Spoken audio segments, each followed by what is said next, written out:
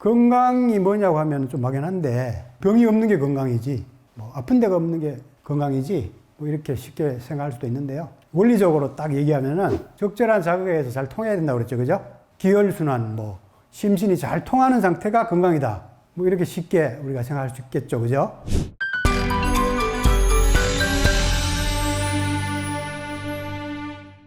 안녕하십니까. 네, 반갑습니다.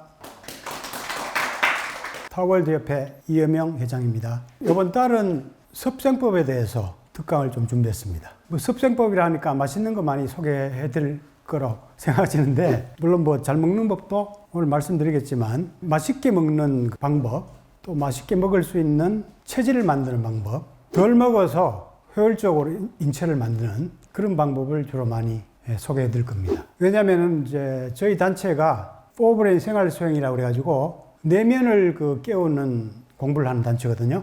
그러니까 외부를 변화시키거나 뭐 외적인 물질을 이용하는 것보다는 내면의 그 잠재력을 일깨우는 공부를 하는 그 내면의 연금술을 공부하는 단체입니다. 그게 이제 인체를 4가지 요소로 이렇게 구분해서 4가지 차원에서 잠재력을 깨우는 그런 공부를 하게 됩니다. 이게 성 에너지를 깨우는 성 공부하는 게 있고, 그 다음 육체 에너지를 깨우는 몸신 수련, 감정 에너지를 깨우는 내면의 연금술이죠. 소주천이라고 그래가지고 에너지 전문 수련입니다. 그리고 두뇌를 깨우는, 정신을 깨우는 함께 창조 워크숍, 이런 공부 과정들이 있습니다. 연금술이라고 그래가지고 변화를 추구하는 이런 공부가 크게 나누면은 이제 외단, 내단이라고 그래가지고 주로 외부의 물질을 변화시키거나 외부의 물질을 의존해서 변화를 추구하는 이런 조류가 있고, 내면의 그 잠재력을 깨워서 건강장생, 더 나아가서 이제 불멸이라든가 깨달음을 추구하는 이런 공부가 전통적으로 내단이라고 하죠. 그죠? 흔히들 우리가 어떤 변화를 주는 신통반통한 어떤 물질이 있다고 생각하고 그런 물질들을 고래로부터 이제 많이 추구해 왔죠. 그리고 일반적으로 이제 현자의 돌이라고 해가지고 연금술을 추구하는 사람들이 현자의 돌을 불멸을 주고 장생을 주는, 또 영생을 주는 이런 물질들을 많이 추구를 했었습니다. 이야기에도 많이 나오죠. 우리가 뭐 알라딘 램프 얘기 잘 아시죠? 그죠? 금 나와라 뚝딱 하면 나오고, 소원을 얘기하면 또 뚝딱 다 들어주고, 그런 이야기 잘 아시죠? 동양에서는 도쿄의 방망이 이야기 있잖아요. 그 방망이 있으면은 자기가 원하는 걸 그냥 뚝딱 만들어내잖아요. 근데 이제 그런 변화를 주는 것이 외부에 있고, 또 어떤 그런 물질을 통해서 그러한 것들을 만들 수 있다고 보는 게 이제 외단인데, 내면의 연금술은 그것을 이제 내면에서 찾습니다. 금 나와라 뚝딱 할 수 있는 도깨비 방망이가 4가지의 자극, 적절한 자극, 그 자극이 한두 번 가지고 안 되겠죠. 그죠? 반복적인 어떤 그 연단을 통해서 내면의 이제 잠재력들이 깨어나는 거죠. 의외로 우리가 현자의 돌, 뭐 알라딘 램프, 먼 데인 줄 알았는데 상당히 쉽습니다. 이 적절한 자극의 반복을 통해서 내면의 어떤 그 잠재력, 내부의 무한한 가치, 이러한 것들이 개발될 수가 있습니다. 그 자극을 이제 적절하게 잘 변화가 일어나도록 조절하는 것이 이게 불조절이겠죠. 불조절. 음식이나 뭐 여러 가지 금속을 재련할 때도 이 불을 통해서 하죠. 그죠? 불을 통해서 주로 연단을 하죠. 그 과정에서 이 불 조절이 상당히 중요하죠. 마찬가지로 이 내면의 잠재력을 깨우는데도 적절한 자극, 그리고 자극의 강도를 얼마나 적절하게 줄 것이냐, 이것만 잘 연구하시면은 진짜 엄청난 변화를 체험할 수가 있습니다. 그래서 궁극적으로 포브레인 잠재력이 완전히 개발되고 하나로 통합이 돼서 궁극적으로 희구하는 행복과 자유, 불멸까지도 성취할 수 있는 그러한 변화를 체험하실 수가 있을 겁니다. 적절한 자극을 하면 이제 잘 통하고 순환이 되면서 이 포브레인 잠재력이 개발되는 겁니다.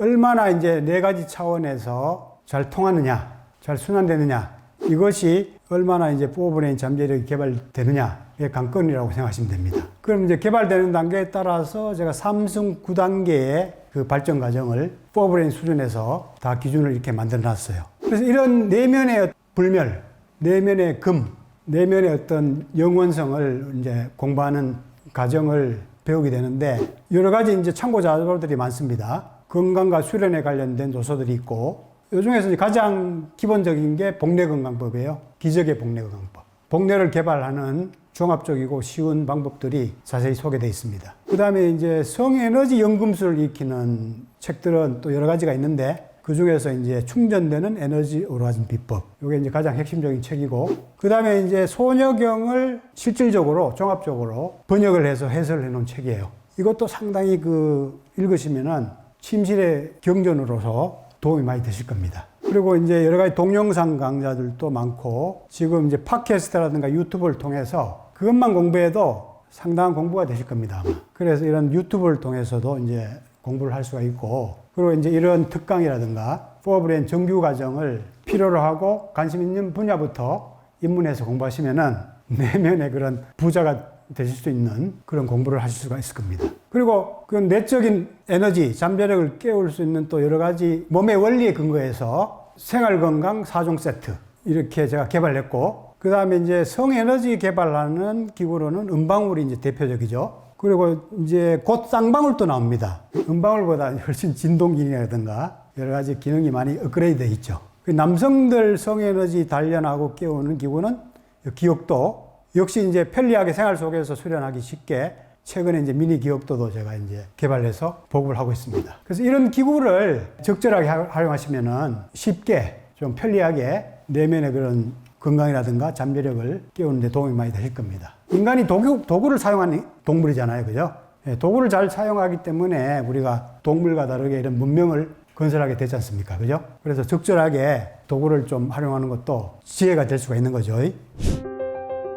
성, 몸, 마음, 정신, 포브레인 행복대학으로 초대합니다. 포브레인 생활 수행으로 행복 박사 되세요. 100세 시대 완전 건강과 행복을 드립니다. 이제 오늘 이제 본격적으로 이제 주제로 한번 들어가 보겠습니다. 우리가 이제 건강 수준을 좀 알아야 돼요. 건강 얘기는 많이 하는데 건강이 뭔지 막상 물으면 잘 모르고, 또 자기가 어느 정도의 그 상태에 있는지 잘 모르는 경우도 상당히 많죠. 기준을 좀 공부함으로써 자기의 어떤 위치를 파악하고 자기가 변해나가는 새로운 목표를 적절하게 또 잡을 수 있겠죠. 그죠?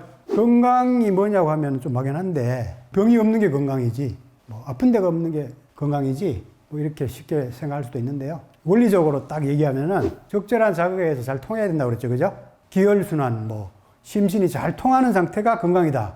이렇게 쉽게 우리가 생각할 수 있겠죠. 그죠? 그리고 세계보건기구의 그 건강의 정의를 보면은 육체적인 안녕, 감정적인 안녕, 그다음에 정신적인 안녕, 이렇게 정의하고 있어요. 그런데 하나는 좀 빼먹었죠. 성적인 행복. 그것도 들어가야 되겠죠. 결국 포브레인이 행복하고 잘 운영되는 상태라고 이제 정의가 된 건데, 좋은 얘기지만 좀 막연하죠.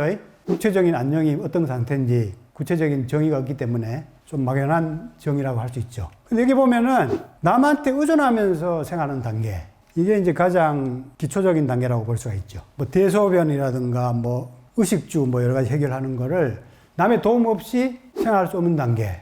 이게 7, 8년 정도 평균적으로 이렇게 살다가 죽어요. 생각보다 많죠?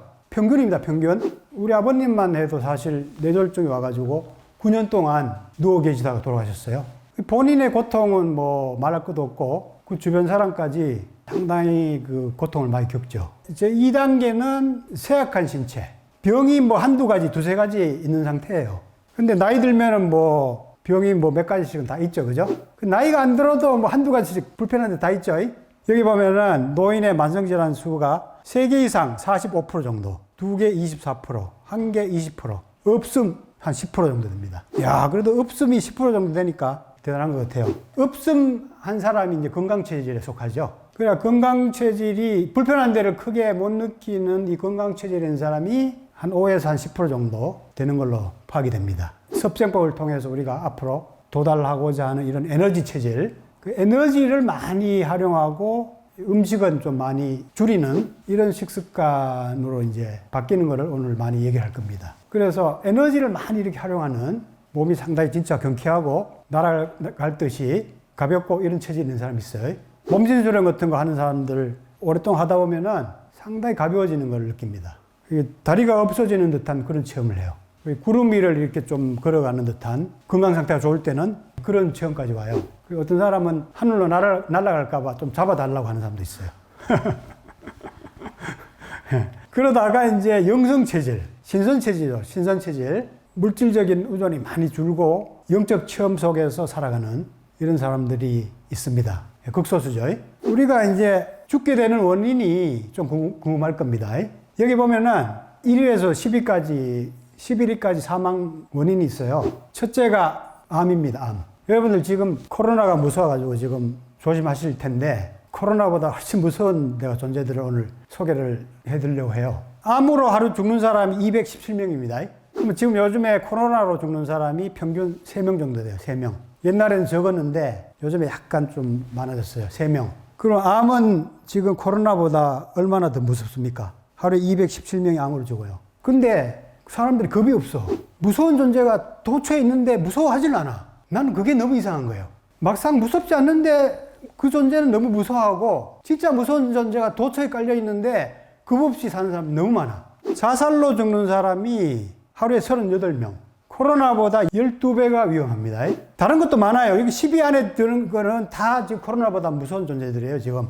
여기 심장병, 폐렴, 자살, 당뇨병, 간질환, 고혈압, 교통사고가 10일인데 하루에 10명이야. 코로나보다 3배 위험해요, 3배. 그러니까 지금 코로나 바이러스보다 여기 밖에 다니는 차가 더 무서운 존재란 말이에요. 근데 여러분들 무서워합니까, 차? 젊은이들이 보니까 여기 보면은 자살, 그 다음에 운수사고 이런 걸로 많이 죽어요, 지금. 늙은 사람들은 주로 암이나 뭐 이런 퇴행성 질환으로 사망을 많이 하지만 젊은 사람들은 여기 지금 자살이나 운수사고 이런 병으로 지금 많이 죽고 있어요. 이런 거에 비하면 코로나는 상당히 점잖죠? 차에 비하면 완전히 이거 신사죠? 차는 이거 뭐 젊고 늙고를 가리지 않고 막 다 죽입니다. 그러면은 또 이렇게 얘기할 거예요. 아니, 나는 차를 안 타니까 위험이 덜 하겠지. 이렇게 생각하겠죠. 자, 그러면은 지금 차대 사람 사고가 20%고 차대차 비율이 70%예요. 차대차 사고가 더 많이 나는데 중상자나 죽는 사람은 비슷해요. 지금 사망자 수 보면은 5,000명 이상으로 비슷하죠. 길 가는 사람이 더 위험하다는 거야. 길 가는 사람이. 왜냐하면 차가 사고 나면 잘 안 죽는데 차가 사람 박으면은 쉽게 죽죠. 그죠? 그런데 여기 보세요. 시속 60km일 때는 사망 가능성이 85%고 시속 50km 달릴 때는 사망률이 55% 낮아집니다. 그러니까 이 교통사고가 어쩔 수 없는 게 아니죠. 교통사고도 조심하면 줄고 조심 안 하면 많이 생기는 거예요. 사람을 많이 살리는 길은 지금 코로나 조심시키듯이 가속을 많이 단속하고 사람 간 거리 두기보다는 차 간 거리 두기를 해야 된다. 그러면 훨씬 죽는 사람을 줄이고 특히 젊은 사람 죽는 거를 현저하게 더 줄일 수 있다는 거지. 그리고 담배, 술 때문에 하루에 10명 이상씩 관련해서 더 죽어요. 그리고 암이라든가 여러 질병들이 담배, 술 때문에 많이 걸리죠. 얼마나 위험한 물질입니까? 내가 뭐 코로나를 뭐 조심하지 말라는 얘기는 아니고 코로나보다 더 무서운 이런 존재들이 많다는 거지. 그러니까 이런 거에 대해서 더 경각심을 갖고 자기 몸을 더 종합적으로 더 보호해야 되는 그런 자각이 필요하다는 거죠. 그런데 사실 뭐 사고든 질병이든 건강하고 연관이 돼 있거든. 건강하고. 내가 건강 체질이면은 외부의 적이 쉽게 침투를 못하고 해를 잘 못 끼치죠. 그리고 이게 이제 의사가 병균이 사람 몸에 뛰어들어 병을 일으킨다는 관념을 이제는 내려놓을 때도 되었다. 근대 병리학의 창시자. 병원체는 자신들이 살아갈 서식지인 병든 조직을 찾고 있는 것 뿐이다. 모기가 오염된 물을 찾는 것이지 모기가 오염된 물의 원인이 아닌 것처럼. 모기가 오염된 물에서 이제 먹을 게 있으니까 어슬렁어슬렁거리지 모기가 어슬렁어슬렁거려서 물이 오염되지 않는다는 얘기죠. 그러니까 지금 외부의 뭐 전염병이 됐든 기타 질병이 됐든 사고도 마찬가지죠. 사고도 내가 부주의할 때 많이 생기죠. 그죠? 건강하지 못하면 집중력도 떨어지고 주의를 잘 기울 수 없잖아요. 운전할 때도 그죠? 졸음운전하게 되고 그죠? 피곤할 때 운전하면 사고 잘 나지 않습니까? 그 핵심은 뭐냐? 내가 얼마나 이제 건강 체질을 가꾸느냐. 이게 이제 가장 중요한 내 몸을 보호하고 행복하게 하는 중요한 요소가 되는 거죠. 그죠?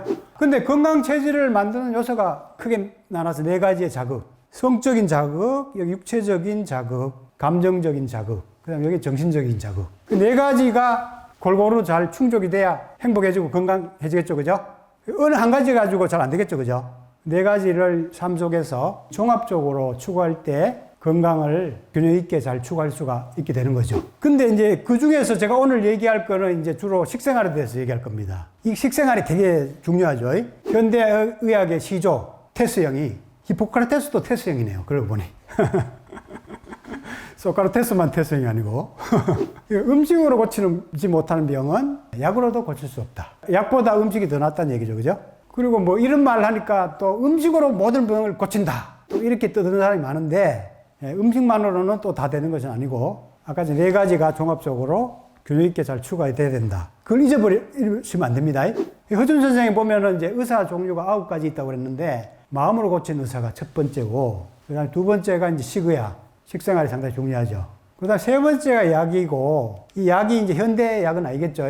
자연물을 주로 이용한 한약이겠죠. 9번째 가면 이제 살의 죽인 의사까지 나와. 그런 의사도 심심찮게 있습니다, 사실. 우리 주변에. 상당히 조심할 필요가 있죠. 근데 이제 여기에 제가 한 가지 더 하고 싶은 거는 동의가 있어야 돼, 동의. 운동으로 치료하는 거. 심의 다음에 동의를 내야 돼, 동의. 운동이 더 중요해요, 사실은. 건강 유지나 회복에 운동이 더 중요한 요소입니다. 주로 이제 복내 양식이 크게 2가지, 이제 이 물리적 자극, 그 다음에 이제 음식, 이 2가지죠. 복내 양식. 음식은 이제 몸을 만드는 재료이기 때문에 상당히 중요하죠. 이 재료가 잘 배합이 돼서 몸에 잘 기능을 하려면은 잘 움직여줘야 되거든요. 그게 운동이 이제 잘 따라줘야죠. 운동 일종의 요리하는 과정이라고 생각하시면 된다. 그래서 뭐 음식 재료가 좀 나빠도 요리 잘하는 사람 손에 들어가면은 요리가 상당히 맛있게 되거든요. 근데 음식 재료가 아무리 좋아도 요리를 잘 못하는 사람 손에 들어가면은 음식 맛이 그다지 잘 나오진 않죠. 2개가 뭐 중요하지만 제가 보기에는 운동이 약간 더 중요하지 않나. 저는 그렇게 생각합니다.